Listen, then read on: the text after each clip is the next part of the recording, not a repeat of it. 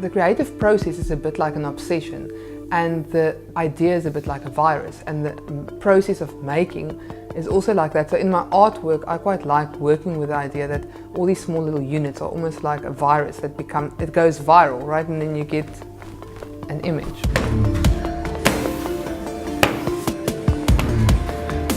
I think the interesting thing when you're working on a project like this is that as an artist you have an idea, but in practice you have to find a kind of middle ground and negotiate how that idea will come to life.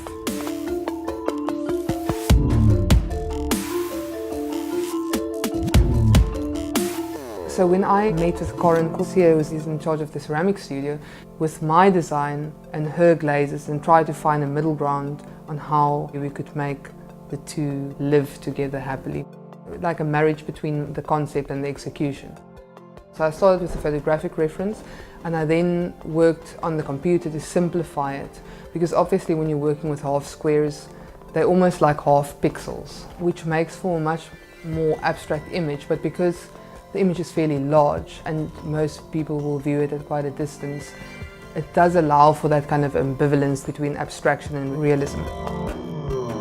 It's the image of a man walking through a fynbos landscape. And my aim with that was just to try and connect the natural environment to the city. Cape Town, basically, the city fits between the sea and the mountains.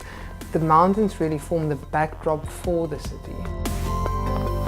I felt it was important to create a work that relied to a large extent on colour. There are over 6,000 tiles. The composition is quite simple, it's just connecting earth and sky. I think that colour is something that everyone can relate to, whether you're interested in art or not. By introducing something into that public space that's very colourful, I'm hoping to get a more sort of natural, intuitive reaction to the panel, because it's not really about what it is or what it's representing, but it's just a response to this large area of colour.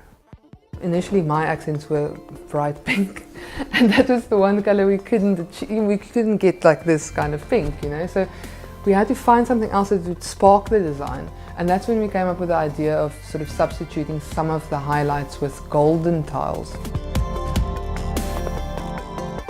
Since it's a public artwork, it's very important for me that the public takes ownership of it, and that the public can relate to it and that they can engage with it. Having an incentive like this Nando's Accidental Art project enables people to have a visual experience without having to be informed about art or design. It really just makes it part of daily life. I'm hoping people will kind of use it so that, you know, you can actually go and sit on the benches with a red umbrella and, you know, have this crazy backdrop that you can post on Facebook if you want to.